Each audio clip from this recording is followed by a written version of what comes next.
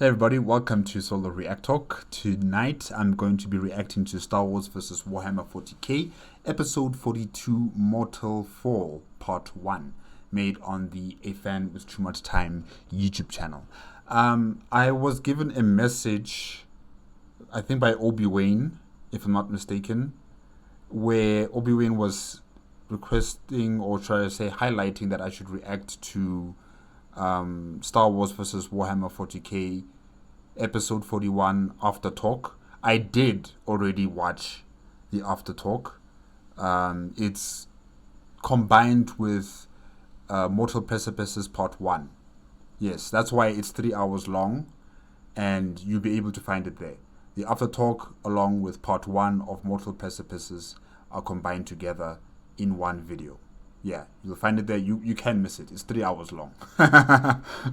So thank you again to Obi-Wan for highlighting, about the after talk. And yeah, you'll find it there in episode 41, part 1 of Mortal Precipices. Yes. Okay. Let us continue. Remember, if you want to check out the original video as well as AFanWithTooMuchTime's YouTube channel, the links are going to be in the description below. If you want to check out my previous reactions to other Star Wars vs. Warhammer 40K episodes, remember that the reaction playlist card is going to be at the top right here. And yes, previously in part 4 of Mortal Precipices, Tarweiler is letting his hair down. Tarweiler is in his final transformation, and the Jedi are in trouble. They are in serious trouble. Isla Sakura, Quillen Vos, and the other, I think it's like, 50 Jedi? I think so. They're in trouble. They need backup. They need the clones. They need more Jedi alongside them to fight against Tarweiler. And if they can't get any of that, I think they should retreat as soon as possible.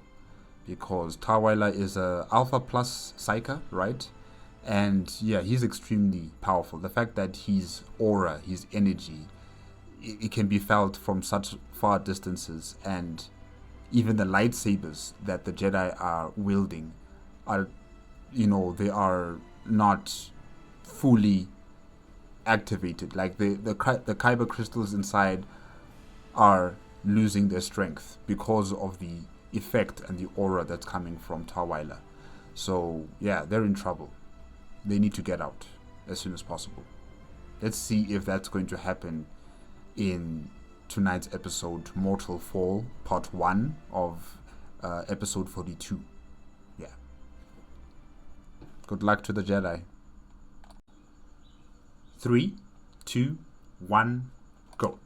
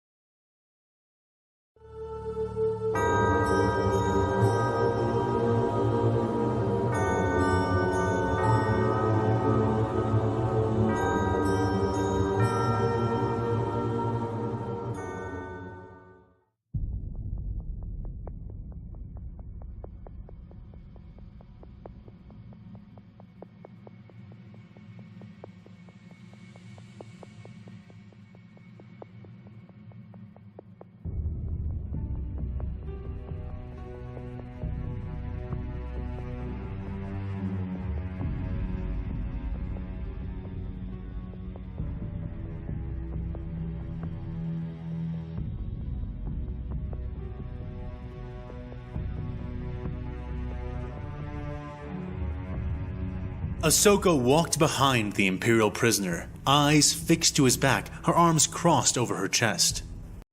Ahsoka and Farnus, okay. The former Jedi had figured, even before attempting to speak with him, that it would be best if she kept herself out of his sight as much as possible. Given what his initial reaction to her appearance had been, she imagined that he had been virtually programmed to attack anything he saw as alien on sight. Even more than that, however, Ahsoka had learned from her last encounter with an Imperial prisoner that to turn her back on him, even for a second, was an invitation to disaster. Yes. And if Farnus has read the uplifting primer, then he understands what he must do when he's behind enemy lines. Oh, okay. Hold on. Let's go to the uplifting primer.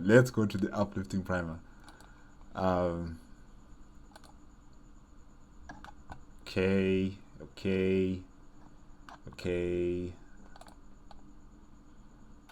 Just looking for the page. It's on, if I'm not mistaken. Here it is. Chapter 3, page 29. Yes, page 29 of the uplifting primer, the Imperial Infantry uplifting primer. Page 29, chapter 3, Imperial Guard organization structure and basic battlefield policy. Let me get to that page.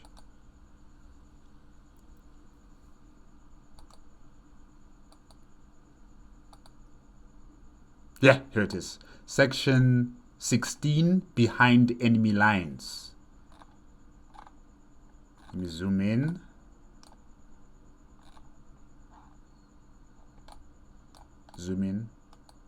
Okay, yes. Section 16, behind enemy lines. General introduction. In the confusion and speed of the unstoppable advance of an Imperial advance, you may become cut off from your unit in the melee. In this unfortunate instance, it is important to retain your presence of mind, consult the benedictions of the Emperor, and remember that he is watching over you. Without the presence of your commanders, you will not have the benefits of others' eyes to search for the enemy for you. You will not have the benefit of supporting fire, and all the venom and violence of the enemy will be focused on you alone. However, you will also be given a chance to prove yourself, your comrades, your superiors, and the immortal Emperor, the strength in your heart. Okay, there's some specific paragraphs here that I need to read. Let me just see if I can get them again. No, not remaining hidden, because Farnus is not hidden. He's been captured. Yes, here's one. Gathering information. Use your time of peril to the Imperial advantage. Gather information. Memorize important aspects of the enemy force. Judge the movement of the enemy. If there is any, his strength, position, ordnance, character, and state of morale. If you make it back to friendly lines, impart any knowledge gathered with as much speed and accuracy as possible. It could be vital to Imperial efforts. Disrupt and destroy. It may be the case that your chances of returning to Imperial lines are too slim to contemplate.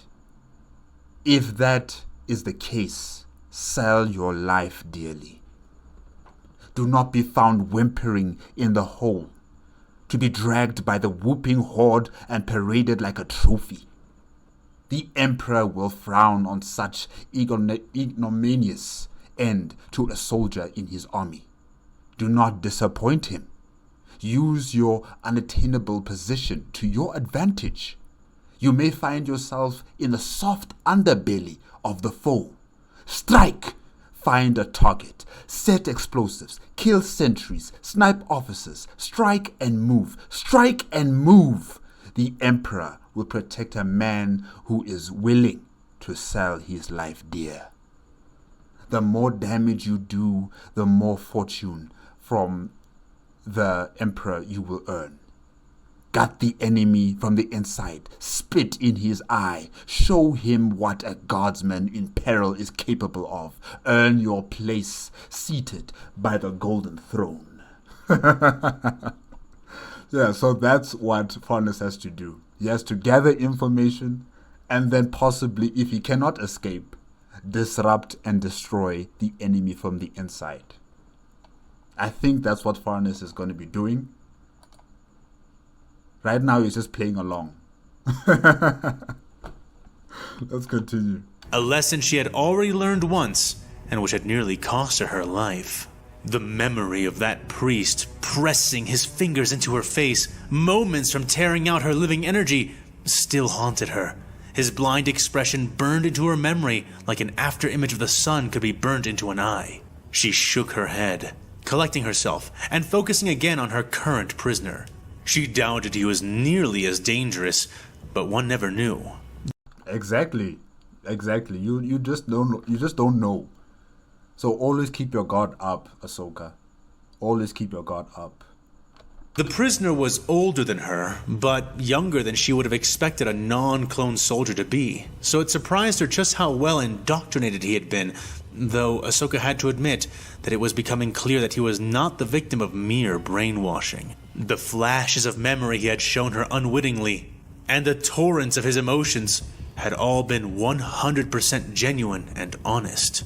She had been doing research on the Paestia, of course, but more and more, she was beginning to think these people had little or nothing to do with that ancient cult. The imp had been thoroughly searched, and they had found several odd scripts and text on him, but none of them seemed to make reference to the Paestia or their goddess. She had had them all scanned while he was unconscious, and then ordered that anything that was not a weapon be put back onto his person, for he would need to seem as normal as possible for her plan to work. Her mind still returned again and again to the origin of these odd human invaders.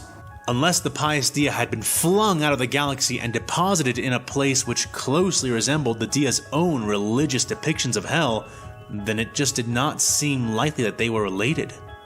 Yeah, no, they're definitely not related, because you just stated it right now that the Paestia worshipped a goddess. The Emperor is not a goddess. The Emperor of mankind is a man. It was in large part because of that Ahsoka was flexing so much patience with this young man, despite how uncooperative he had been after his tirade had exhausted itself. He had just gone back to reciting his name and regiment once he had calmed from his rage, and she had not even been able to squeeze the definition of abhuman out of him afterwards.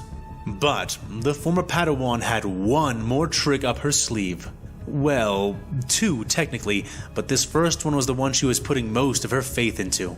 Threatening him with the second was not only something she did not want to resort to, but she doubted it would work, especially after what he had said earlier. "It's just around here," she told him, the clones to either side of Farnus helping to guide the restrained imp into the small workshop they had built, one of them leading him with a firm hand on his shoulder. She was grateful when he did not respond by, again, reciting the same words he had been droning out, instead choosing to look defiant as the doors opened and he was made to step into the cramped, low-lit room. He's gathering information. There, a commando named Fixer was working diligently, staying off of his wounded leg at Ahsoka's orders. He looked up from what he was doing as they entered and nodded at Ahsoka when he saw her. "Commander?" he affirmed. "Don't get up, Fixer. How is it going?" she asked as they all filed into the room. It was covered wall to wall with speeder parts and other pieces of vehicles, which had been the primary purpose behind the place before the invasion had begun. Now it had been quickly converted into Fixer's workplace, and his latest project was still before him. The clone shook his head at Ahsoka's words, turning to allow them to see what he had been tinkering with. The servo skull that Rex had shot lay inert on the table, intact, but showing no signs of life. "Bofin!" Farnus exclaimed, attempting to walk forward but being swiftly yanked back by his shoulder. "What the frag do you think you're doing?" The clone to his left scolded. He knows more about that servo skull than you do, clone. Step aside. Farnus grit his teeth, angry lines drawing over his face, but Ahsoka intervened, stepping in front of him and raising a hand to force. Wait, what's the clone's name again? Fixer, right? Let me write down his name here.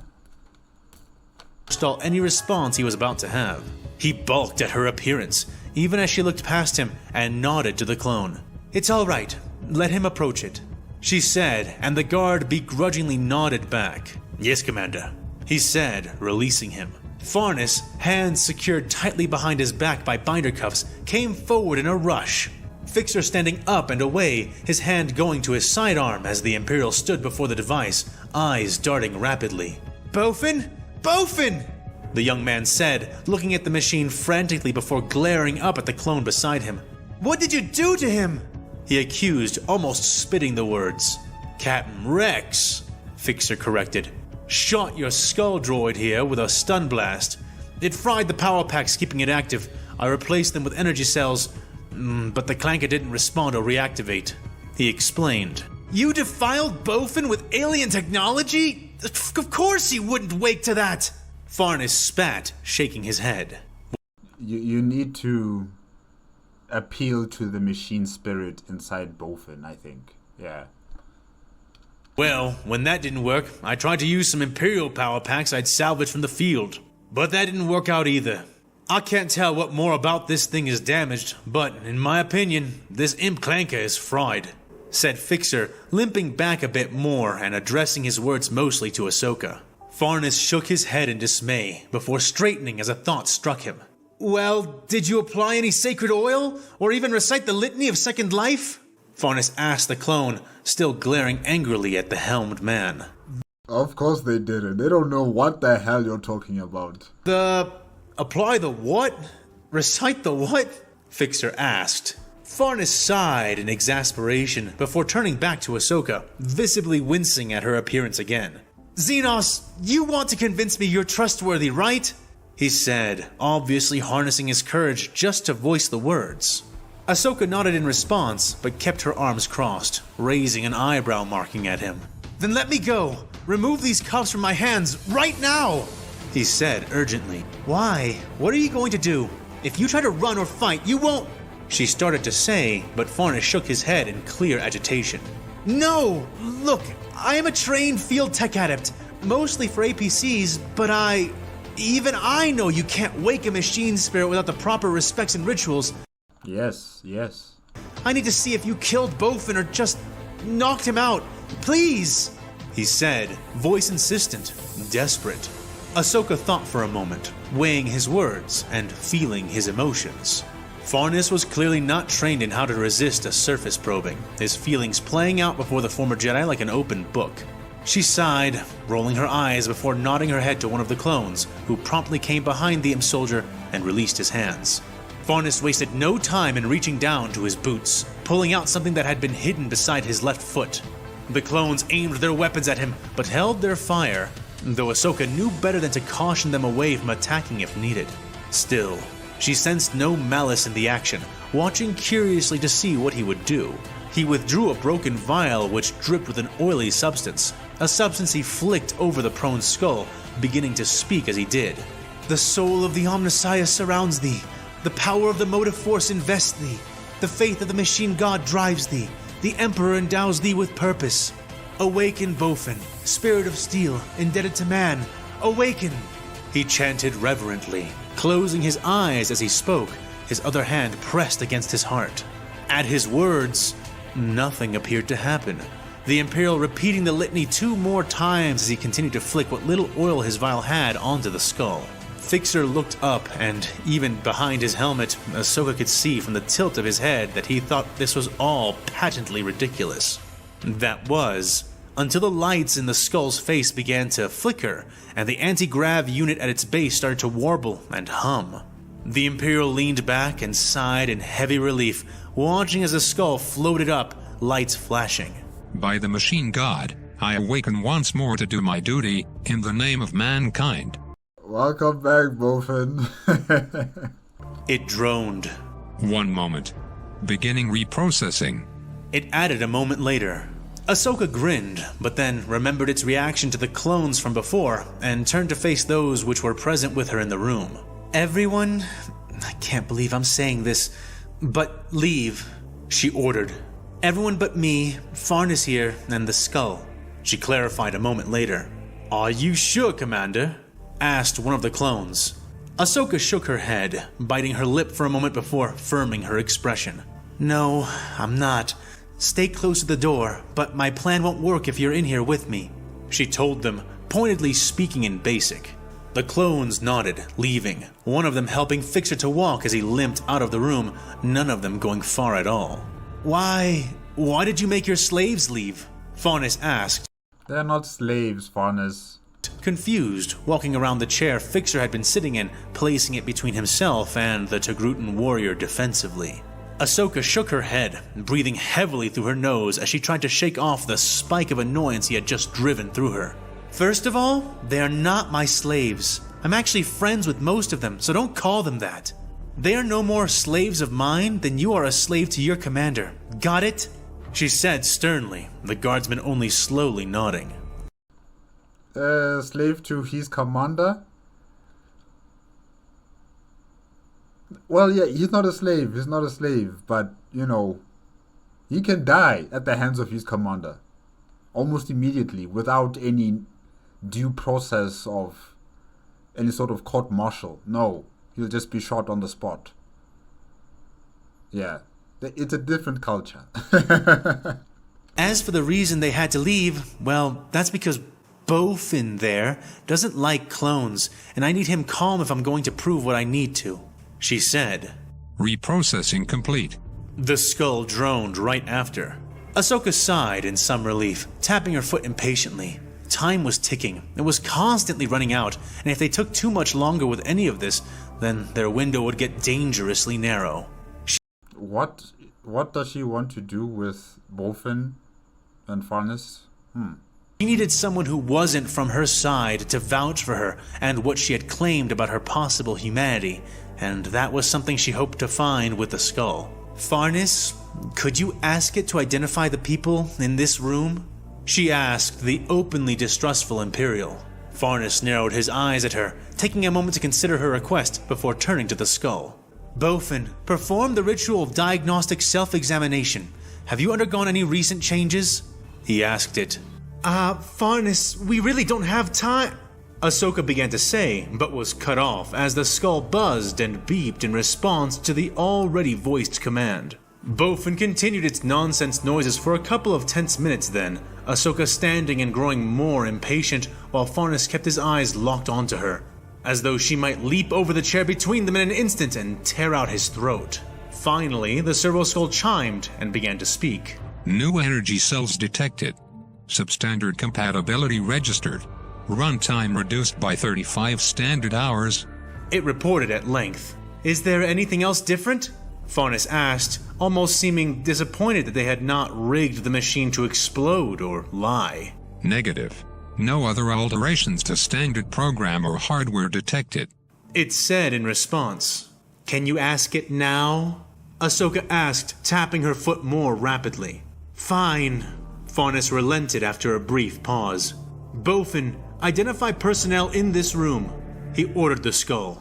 The strange construct bobbed in the air and then scanned Farnus, a bright blue light emitting from one eye and washing over him briefly. It then hovered over to Ahsoka and repeated the process, making her squint in the bright blue grid of lights. Bofin then proceeded to hover back to where it had started and began to speak. Human male. Farnus Eleten Munitorum Designation 21411. Service member of the 174th Vastellen Imperial Irregulars, Infantry Division. Service status, active. It reported. Unregistered abhuman. Ahsoka Tano, clerical data unavailable. Self-reported Knight of the Motive Force. Please present yourself to the nearest active Magos of your order to re-verify your identity data within the next 12 hours, or face holy reprimand, including but not limited to, demerit, censure, demotion, corporeal punishment, and/or execution. It finished. Ahsoka tried not to act surprised by the list of possible punishments for not having her identification accessible to the skull droid. Well, you know, at least it didn't say you'll become a servitor. You know, you'll be executed probably. Or you'll be demoted and you'll be sent to a prison world or something, you know, and you spend the rest of your life out there. As long as you're not a servitor. Yeah. But it's all bad. If she was part of the Imperial of Man, oh my gosh. Shaking her head briefly. At least it had said the part she needed. Unregistered abhuman, Farnus said, shock blowing his eyebrows up as he spoke. Affirmative. It droned back. See? Said Ahsoka, uncrossing one arm to gesture to the skull. You were telling the truth, Farnus whispered to himself as Ahsoka continued to speak. That is why I was asking what that meant. Abhuman doesn't sound like an alien or mutant. On top of that, it came to find me when you needed help. It ran from the clones, but it responded to me," she explained. The Imperial looked genuinely shocked, glancing between the servo skull and Ahsoka a few times as cogs turned in his head, grinding against his ingrained suspicion. I'm not a tech priest. I can't tell for sure you haven't tampered with him," he began to say, causing Ahsoka to groan loudly. "Look, how else would I have found you? Why else would it have been there? And why are you alive right now? I haven't told you one lie this entire time, and here at least is some proof that I'm telling you the truth. I don't know what else I can do to—" She began to rail, raising her hands into the air in a gesture of utter frustration. "You can take me to Nerva. She would know. She's a priest. She would know if you're telling the truth." Farnus yelled, cutting her off, and Ahsoka withdrew a bit at that. Is she the one who was in the machine with you?" she asked, voice more subdued, Farnus's face going pale at the sound, nodding to her question. She isn't going to be able to help you with that. I'm sorry." And why not? What's wrong with Nerva? Oh yeah, she was at the verge of death, if I'm not mistaken, right? Yeah. I think she's in some sort of like a coma because of, piloting the Imperial Knight. It overwhelmed her. Ahsoka said, looking away somewhat as she spoke the words. All the blood finished draining from Farnus' face. Nearly his entire squad was dead. Maybe all of them by now. He couldn't accept that out of all of them, Nerva would be the one that didn't survive out of all of them. "Why? What did you do? Is she—" Farnus began to say, hands on the back of the chair tightening as he spoke. Ahsoka shook her head quickly. "That was what I was going to show you next. If you can make Bofin stay put in here, then I can take you to see her," she explained calmly, biting down on her own impatience. Farnus looked at her with hard, frantic eyes, before slowly nodding and giving the servo skull the command to stay, which it took. Together, they both walked back to the door, opening it and stepping out. "All right, hands behind your back," the clone from before said as they exited, but Ahsoka shook her head at him. "Leave him. As long as he does not give us any more reason to, then I think we can leave his hands free. You won't betray that trust, will you?" Ahsoka Not now. said to the clone before turning to address Farnus. He paused as if considering it, but shook his head. "As long as you aren't tricking me either, then I won't try anything," he said to her. Ahsoka could feel that this was only a half-truth, but that would need to be enough for now. She needed his cooperation, and every little bit helped. She turned to look at the clones then, gesturing with her chin towards the door. "Seal that room for now, and don't let anyone in without my say-so. Fixer, if you need to get some things out of there, just wait a while. I'll go in and get them later." The clones nodded, and together they all began to walk back towards the medical stations. The tension was building in the Imperial, and she could tell he wanted to run, not walk. And, as a matter of fact, so did she, though for different reasons. But desperation was not something she could afford to project. So, instead of speeding up, she did something else. "So, are you going to tell me what an abhuman is?" Ahsoka asked as they walked, nearly side by side, with Ahsoka letting him take a slight lead. Farnus did not respond right away, jaw tensing under his skin. Ahsoka began to puff out a breath as she perceived the silent treatment returning, and was at least somewhat grateful that he was not going back to repeating his name and numbers again. When he began to talk, she was more than a little surprised.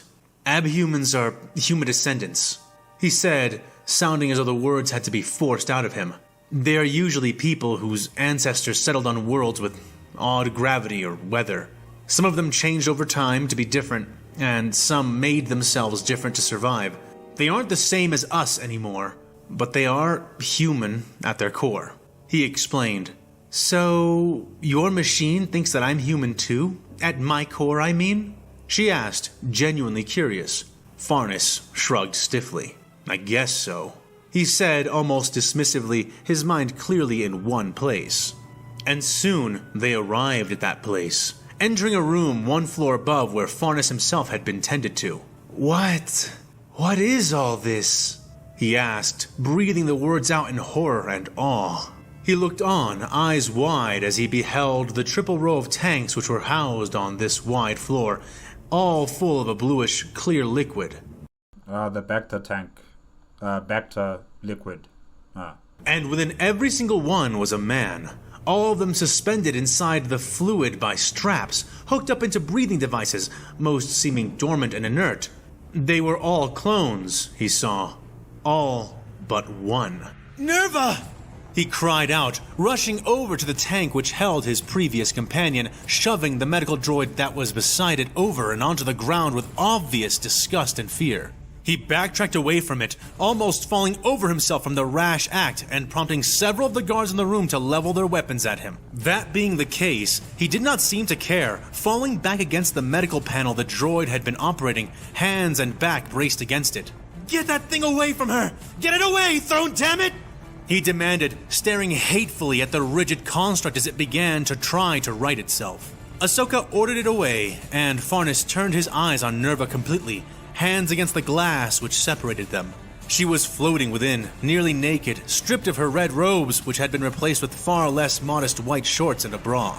He was surprised to see how much of her was still entirely human, the mesh of her steel and flesh starkly displayed. "What are you doing to her?" he said, turning angrily towards Ahsoka. "Let her out of that! She isn't someone you can just experiment on! She's a priest and a knight, she—" He began to insist, his tirade dying on his lips as Ahsoka shook her head in a mournful way. The former Jedi uncrossed her arms and walked up to the tank, looking at the unconscious woman within and laying her hand over the glass as well. "That tank is the only thing keeping her alive," she said, speaking earnestly. "At least, the living parts of her. We have no experience with your technology, and her mechanical parts were damaged in the battle. Right now, she's not in any immediate danger, but she is declining. She won't survive longer than a few more hours at this rate, and we genuinely have no idea how to help her." Kubik has done it again. Kubik has done it again. Look at this. Nice, nice. Ahsoka explained to him. Farnus turned away from her and looked back up at Nerva. His eyes burned to see her like this, to think that this was where and how she would die. She and Bofin, they saved me. Saved me and what's left of my squad. I can't just... He lamented, eyes glistening before he wiped them with a forearm. He turned towards Ahsoka, a resigned slump in his shoulders, looking not at her, but at her feet, before he slowly pulled his eyes back up, fighting himself to meet her gaze. "Okay, you made your point. What do you want from me?" he asked, clenching his fists. "What questions did you want me to answer now?" he continued, a pit opening in his gut, even as he spoke. To his surprise, Ahsoka shook her head at him. "I don't want anything like that," she explained. "You have already told me enough. I'm not looking for intel or information to use against you. I just want you to help me end this battle, to stop the fighting so that no one else has to die," said the former Jedi. He blinked in shock, numbly nodding his head for a moment before his face screwed up into a confused mask. "Okay, but I'm not even a corporal. I can't order anything to happen. All I'm supposed to do is follow orders. Even if I believe everything you've said to me, and I don't, but even if I did, what difference would that make?" he asked her, shrugging his shoulders helplessly. "Maybe a lot," said the Togruta, stepping away from the tank. "Could you deliver a message for me? To your commander, I mean," she asked, and Farnus nodded. No. He cannot just do that. No. If he returns back to the Imperium of Man or to the Basilica, and he tells them that he has a message from their enemies, they'll shoot him on the spot. They will shoot him on the spot. Okay? You can't just relay information that you've given to him. That's not right. That's not right. He is behind enemy lines. Yes, he has to gather information. Yes, he has to find ways to, destroy the enemy from the inside out. But in terms of him escaping capture and then relaying information from his from the people who captured him, that's a big no-no. That's a big no-no. They'll say that he's corrupted, that he's a heretic, and they'll shoot him on the spot. Nodded his head, but narrowed his eyes. If you let me go, then probably yes, he admitted. Well then, probably we'll have to do, said Ahsoka, removing a datapad from where it was clipped onto her belt and holding it out to him. I am going to let you go back to your side, but with this. She began to explain, even as Farnus backed away from the tablet-like device. Take it. We don't have a lot of time. There's a column of Imperial forces approaching the temple grounds even now. It's with them that I want to leave you. They have tanks, lots of soldiers, and they have been drilling through our backlines to reach the others of their forces. From that, we can determine they are probably going to make it into the perimeter to join the rest, and soon. Farnus looked up at her, face still confused, his eyes bouncing between the datapad and her eyes. Why not just drop me off at the front line? He asked her. If I did that, you might get shot by one of our people on your return, and I know better than to try to escort you personally into your own army. I don't want to die any more than you do. Besides, I don't know what your side would do if they see you being returned by us. He'll be shot on the spot. He'll be shot on the spot. They might think the worst and shoot you themselves, she said, Farnus nodding limply at that. This encroaching force should have the means to both protect you once you're with them and get you to where all the other Imperial forces are gathering. We'll have to move fast to get to the interception point before they cross over it. But once we do, I should be able to leave you there, and you should be able to join their forces without much trouble. Just another wounded soldier they found on the way to their goal. Once you make it into the temple, deliver this to your commander. Make sure he reads it. She continued to explain, Farnus squinting at the bright blue pad. That's xenotechnology. That's heresy of the highest order. No, he cannot do that. He cannot offer the Saint Lazarus xenotechnology and say that this datapad is from our enemies, and I was told to give it to you. You can't do that. You cannot do that. But Farnus will die on the spot. I'm telling you now. He will die on the spot. And then looking back up at her, eyes still slitted in obvious distrust. What is that? He asked suspiciously. Ahsoka frowned but went on, answering his question. It's a message, terms for a ceasefire. Everything inside can be negotiated more with a meeting, but I figure it might be a start, she said, almost pushing it into his hands. No, I can't, Farnus said, backing away, holding his hands up from the datapad. Ahsoka sighed heavily, shaking her head in disbelief, gritting her teeth as anger filled her chest. Why not? If you don't deliver my message, then... She began to say, the Imperial cutting in before she could finish. It's not that, Farnus said, eyes still on the pad she held. That thing! It's not a message, it's technology! He explained frantically. Ahsoka raised an eyebrow marking at that, looking down at the datapad as though she had accidentally clipped something extra onto it, but seeing nothing but the tablet. It's just a datapad, Ahsoka insisted. It's xenofilth, Ahsoka. Come on, get with the program. But he shook his head. How do I know that? Farnus blurted, sweat slicking his brow. It could be a bomb, or a mind control device, or even a portal beacon of some kind, he said, taking 2 more steps back from her and the device. I can't deliver that thing. Don't you have some pen and paper instead? He asked. Pen and paper in Star Wars? I've never ever seen any pen or paper in Star Wars. Never. Ever. I've never seen any form of paper or a pen. Ahsoka could barely believe what she was hearing, looking back down at the datapad with obvious bewilderment. Pen and... By the Force, Farnus, even my Order's oldest records aren't recorded on pen and paper. No, I don't have any. Take the datapad! Ahsoka insisted, stepping towards him. This is just too funny. The Imperial matching the movement with another step back. No! Farnus shot right back. I'm no traitor! How do you not have pen and paper? That's suspicious! Very suspicious. Farnus, very suspicious. In a galaxy this large, they don't have pen and paper? What the hell? He almost yelled, and Ahsoka pulled the pad back with a hard sigh. The former Jedi threw her hands up into the air, turning around with a huff and striding to the nearest clone. Do you think we can find ink and paper quickly? She asked him. The clone shook his head and shrugged. Ma'am, we are on Axum. The last time anyone here used a parchment was before any of us were decanted. Oh my gosh. Ma'am, we're on Axum.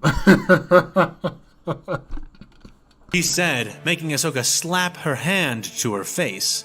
Was she really going to miss her window over this hurdle after all she had already cleared?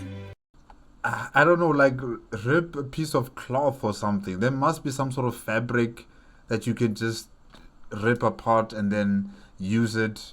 For ink, I'm not sure. I'm not sure what you could do. Maybe if there is a medical droid with a laser cutter and it can make a precise cut on the cloth or, you know, the message that you want to send to St. Lazarus. Yeah, get a cloth, get a droid that's got a laser cutter and let it cut out the message. Make a plan. Fine. Then do you have a parchment? She asked, turning to face Farnus now. The Imperial soldier shook his head at first, but then remembered something and shifted the motion into a nod.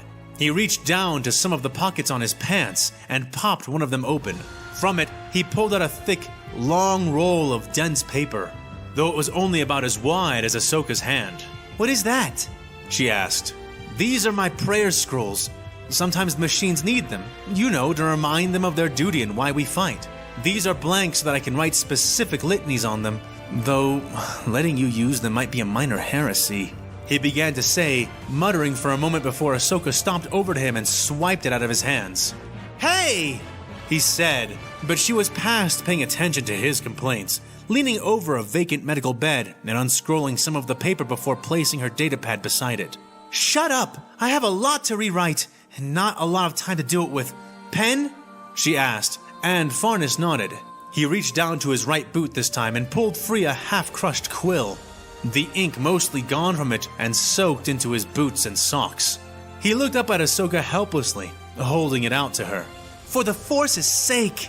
Ahsoka groaned, taking the quill from him as well and trying to scribble with it, finding it had no use left within it. Can someone find me something, some ink, please? I'm sure there must be some oil, you know, like, I don't know, like oil lubricant for the speeders or something, you know, some sort of oil. There has to be some sort of oil for the tanks and for the speeders and for whatever else that needs lubrication, the mechanical parts. Yeah. Ahsoka asked the two clones nearby, who nodded and ran off to obey. In the meantime, the desperate Togruta looked around, thinking to herself. After a couple of moments passed, she found a small surgical dish, taking it and placing it beside the paper. She looked at her left hand with a sour expression, waiting for almost a minute before sighing in exasperation and biting into her own thumb with one of her sharp canines. What are you doing? Farnus asked as he watched her drip some of her blood into the dish. You know what? I think they'll respect the message a bit more if it is written in blood. I think they will respect the message a bit more. Yeah, if it was with oil, they might be a bit skeptical, but because it's with blood, with your own life force, that just shows how desperate it is. That just shows how far you're willing to go. So maybe St. Lazarus might see this as a genuine letter. Yeah. We don't have time! Besides the fact that your friend is dying, I need to get you into the column without them knowing I helped you. She explained as she dabbed the quill into it and began to write, eyes darting between the Imperial script on the datapad and the blank paper she began to fill with her best imitation. "I'm not letting this chance slip us by, even if I have to be resourceful," she growled, continuing her frenzied scribing, tasting her own blood as she did. She unrolled more and more of the scrolling paper as she wrote, taking moments to blow over the red ink to keep it from smudging. To her mild surprise, the paper was oddly apt at absorbing her blood, and in a few minutes she had scribed out the contents on the datapad as best she could manage. Making sure it wouldn't ruin the wording, she rolled the script back up and handed it back to Farnus. The imp looked at it dubiously before taking it and tucking it into a pocket on his shirt. All right, I'll do it then." You have now become a messenger, Farnus. Good luck. "I make no promises that they will listen, but I'll deliver the message. When do we leave?" he asked her as he closed up the pocket. His eyes widened as she reached forward and took him by the wrist. "Right now! Follow me!" said Ahsoka, beginning to rush towards the door and signaling to one of the clones on the way out to inform Captain Rex. She could only hope they were not too late.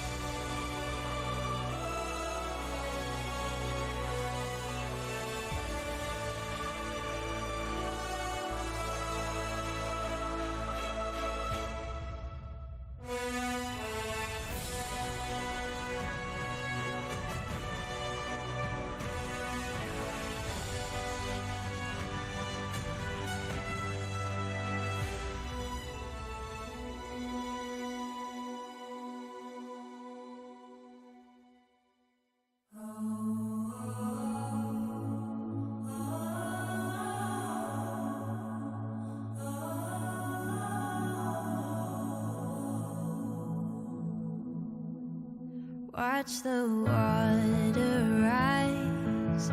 Is there hope left in the sky? Gotta find the light, can't stay in the shadows.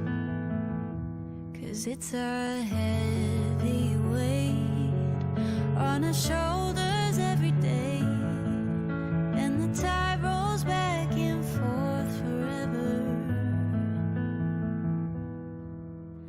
I don't know the right way, can't tell you what to do. In these moments of madness, I can't hear the truth. We can't close our eyes, we can't be blind to the wildfire, while we wait for the smoke to clear just a little.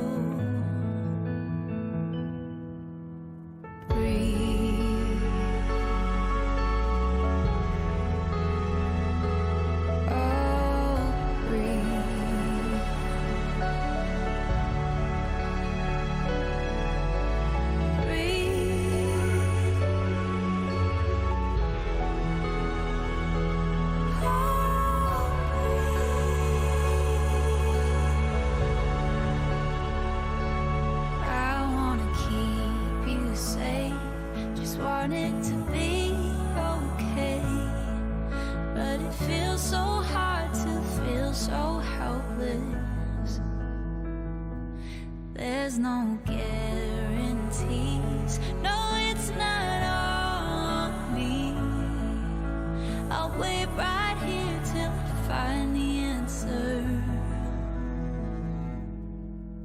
and breathe.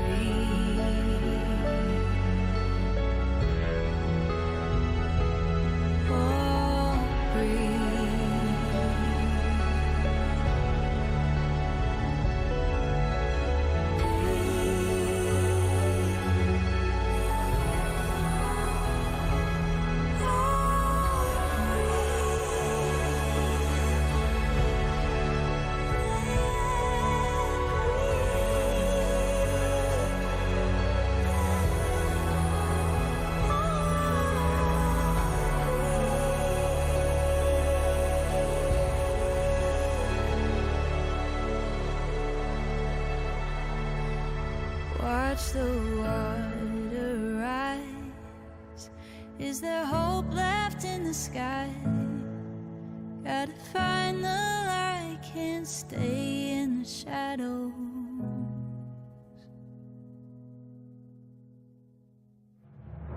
That was a nice song.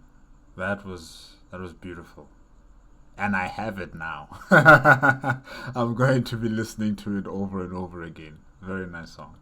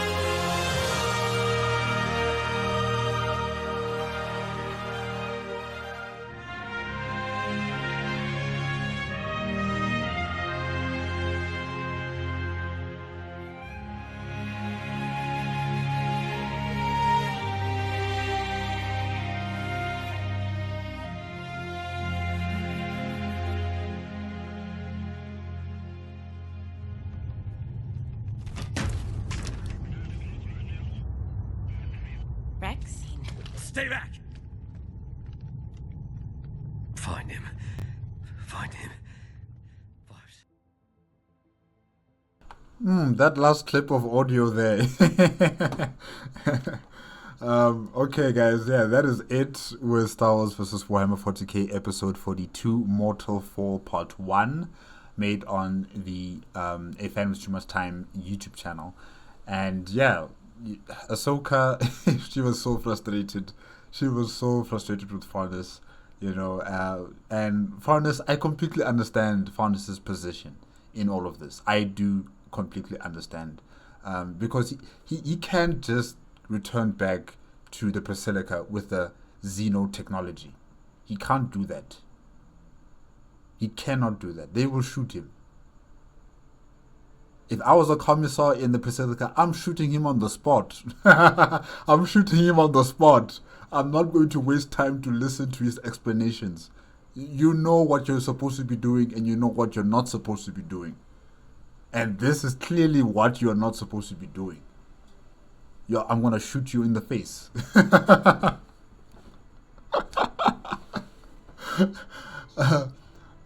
So yeah, it was quite nice also, you know, seeing how Farnus was trying to awaken the machine spirit in Bofen, you know, with his oils and reciting some prayers. Yeah, that was so nice, you know, really it was so funny. Also just, you know, listening to AFanWithTooMuchTime talking about the reaction of the clones, especially Fixer, you know, just watching all of this in bewilderment, like, what are you doing? Why are you praying to this machine, you know, to this clanker, as they would call it?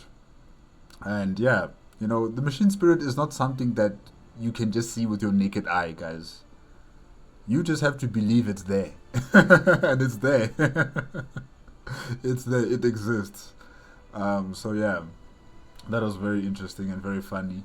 And also with the parchment and the pen, like truly, like I've said before, I have never seen pen and paper in Star Wars. It's just not a thing, you know. It's just not a thing in this galaxy. They are so advanced in their convenience that trees have lost their purpose to become paper for industrial work, you know, or for accounting or for any sort of office jobs, they don't use this and this anymore. They just don't. Everything is done by tablet or by a cell phone of some sort, or a desktop. In fact, I haven't even seen a desktop in Star Wars, but they have their version of technologies that they apply in their civilization. So yeah, when Farnus was asking for pen and paper, oh my gosh, like, where do you come from? So yeah, that was very, very funny. And also those 2 clones that Ahsoka sent out to look for a pen, probably they're still looking even now. Like, where are we gonna start looking for a pen on Axum? Man, this is Axum. This episode was really funny. This episode was really, really funny. Thank you to AFanWithTooMuchTime for such an entertaining episode 41 of Mortal 4. Remember, guys, if you want to check out the original video as well as AFanWithTooMuchTime's YouTube channel, the links are going to be in the description below. If you like my reaction, please give me a like, comment, and subscribe to my channel. Click on the notification bell if you want to be up to date with my latest videos. And I'll see you in Mortal Fall Part 2, which will be next. You'll probably see the card for it on this side. For Mortal Fall Part 2 of Star Wars vs. Warhammer 40K Episode 42. Yes, that'll be next. Alright, remember, give me a like if you liked my reaction. I think I said that already, didn't I? Yeah, I think I did. But anyways, subscribe if you want to catch up with my latest reaction videos, and I'll see you in Part 2 of Mortal Fall coming up next. Okay, bye bye.